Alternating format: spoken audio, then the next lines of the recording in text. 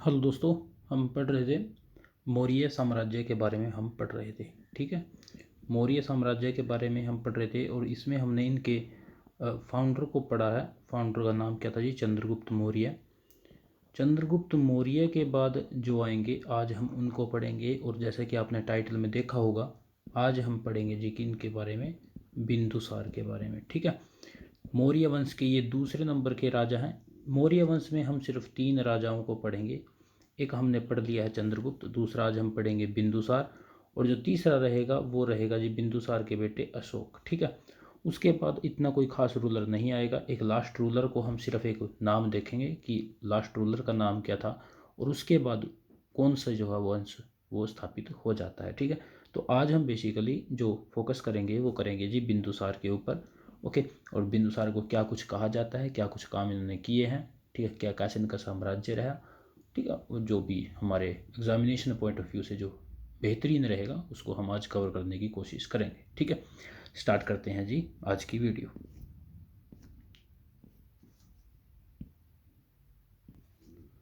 जो बिंदुसार है, बिंदुसार व सन ऑफ चंद्रगुप्त मौर्य। चंद्रगुप्त मौर्य के ये बेटे थे, और इनकी जो माता जी है उसका नाम क्या था जी? दुधर्वा।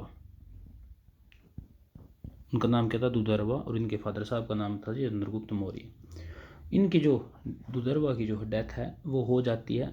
मैंने आपको शायद पिछली वीडियो में ये बताया भी था कि जो चाणक्य है, जो किसके दरबार में रहते हैं जी, जो जिसको ट्रेन भी करते हैं, चंद्रगुप्त मौर्य को भी ट्रेन करते हैं। इनको जो है थोड़ा थोड़ा जहर जो है वो दूध में डाल के इन स्टार्ट किया था चाणक्य ने, ताकि ये आदी हो जाए चंद्रगुप्त मौर्य। और एक समय ऐसा आता है कि उस बहुत ज़्यादा जहर के आदी भी हो जाते हैं। आदि मतलब इन द सेंस कि ये इनके ऊपर वो कुछ काम नहीं कर सकता था। ठीक है, इनको मार नहीं सकता था जहर। और इनकी जगह पे एक दिन जो है वो दुधर्वा उस दूध को पी लेती है, और जिसके कारण फिर डेथ जो है हो जाती है।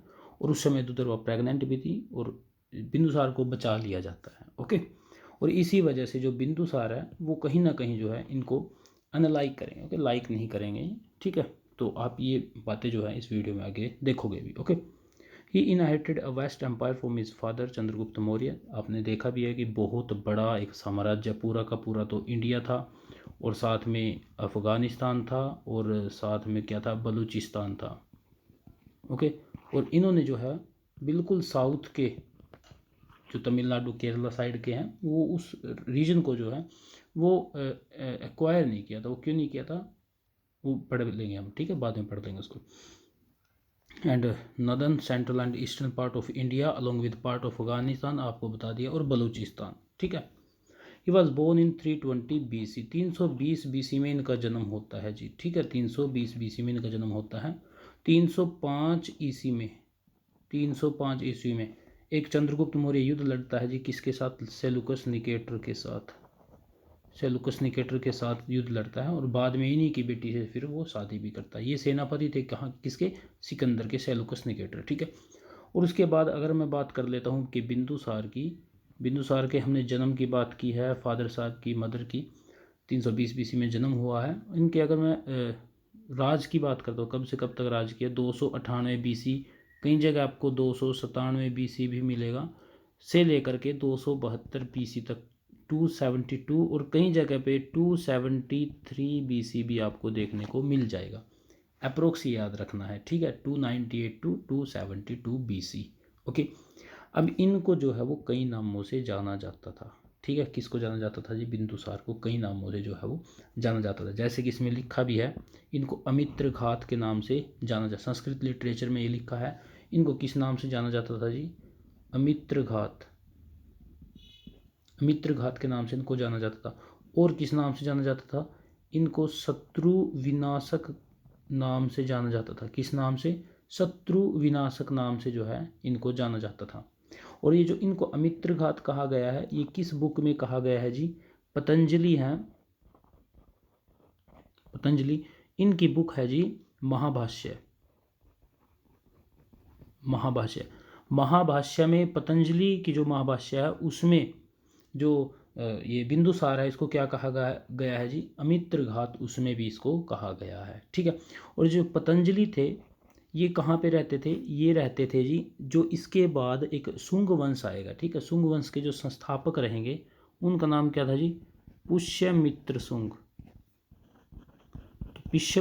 पुष्यमित्र शुंग के दरबार में कौन रहते थे जी? पतंजलि रहते थे। क्या लिखी थी? महाभाष्य जो है इन्होंने लिखी थी। तो मौर्य वंश किसने खत्म किया था जी? पुष्यमित्र शुंग ने जो है वो खत्म किया था। ठीक है। अच्छा, एक मिलता है जी सांची का स्तूप। किसका स्तूप? सांची का स्तूप। उसमें इनका नाम क्या मिलता है? उसमें इनका नाम बिंदुसार ही मिलेगा। उसमें क्या नाम मिलेगा जी? बिंदुसार ही इनका नाम मिलेगा। अच्छा, अब जैसे कि आप एक जगह देखोगे, जैन ग्रंथ जो हैं, जो जैन ग्रंथ हैं, उनमें बिंदुसार का जो नाम है वो क्या मिलेगा जी? सिंहसेन मिलेगा। ओके, तो जैन ग्रंथों में क्या मिलेगा जी? सिंहसेन मिलेगा।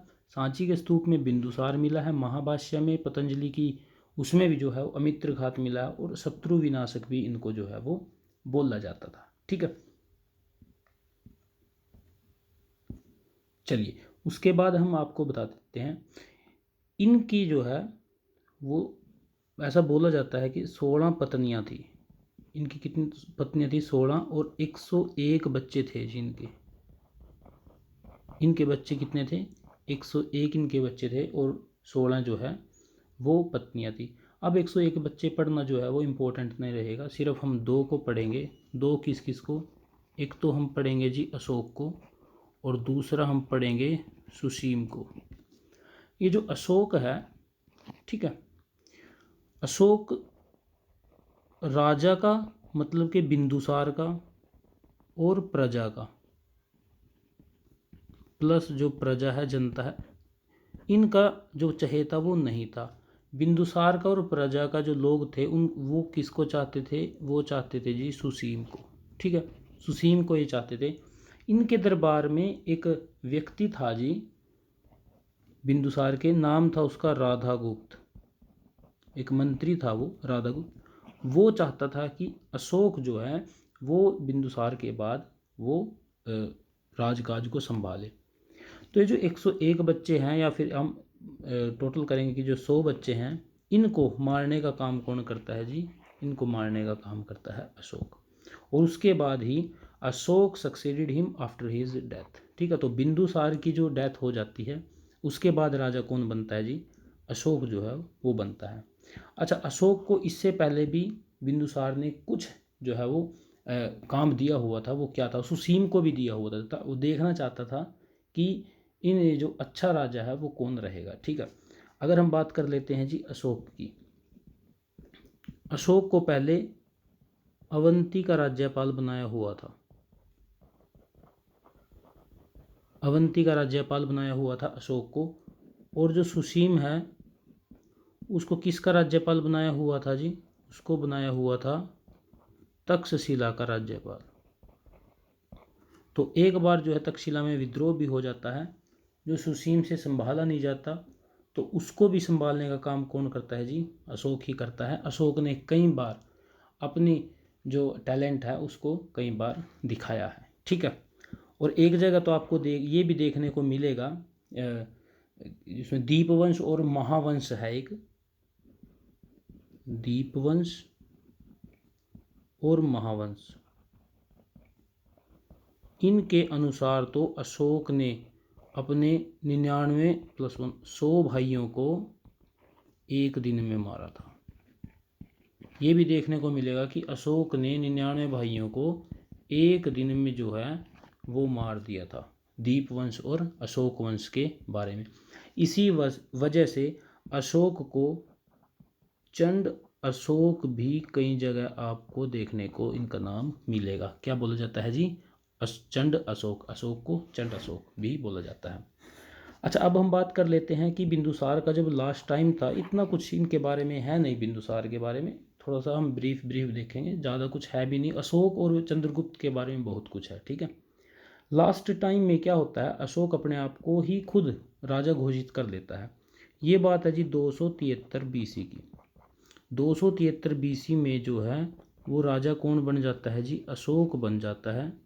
और ये लिखा गया है कि 4 साल तक 269 BC में जाकर के इनका क्या होता है जी? राज्याभिषेक होता है। ये 4 साल क्या करते रहे, ये लिखा गया है कि 4 साल जो अपने दूसरे भाई हैं उनसे जो है सुलझने का काम किसने किया था, अशोक ने। लगभग 4 साल तक जो है अपने भाइयों को जो है निपटाया था इन्होंने, ठीक है। तो बिंदुसार के बाद कौन आता है जी, अशोक आता है, ठीक है। Chanakya worked as prime minister of Bindusara too. जो चाणक्य है वो बिंदुसार के साथ भी एज ए पीएम, एक मंत्री था, बहुत बड़ा एक ओहदा था ये पीएम का भी, ठीक है, उसके रूप में जो है वो काम करता था, ठीक है। He bought 16 states under the Mauryan empire and conquered almost the entire Indian peninsula. ये 16 राज्य जो है वो मौर्य वंश के अंडर में लेकर के आए थे और लगभग पूरा का पूरा इंडिया जो है इन्होंने अपने अंडर में किया था। इसी वजह से that's why he is called the conquer of land between the two seas, Arabian sea and bay of Bengal. मतलब जो 2 समुद्र के बीच का राजा है, जो 2 समुद्रों के बीच की जगह है, उनका जो अगर कोई राजा माना गया है वो कौन माना गया है जी, बिंदुसार वो माना गया है। कौन कौन से वो 2 समुद्र हैं, Arabian sea and bay of Bengal, ठीक है, याद रखोगे, ठीक है। Bindusara didn't conquer Dravidian kingdom of the Chola, Pandya and Chera. उनके साथ क्या थे, ये फ्रेंडली थे। आप ये सारी की सारी किंगडम हैं, ये रहेंगी जी तमिलनाडु और केरला की साइड।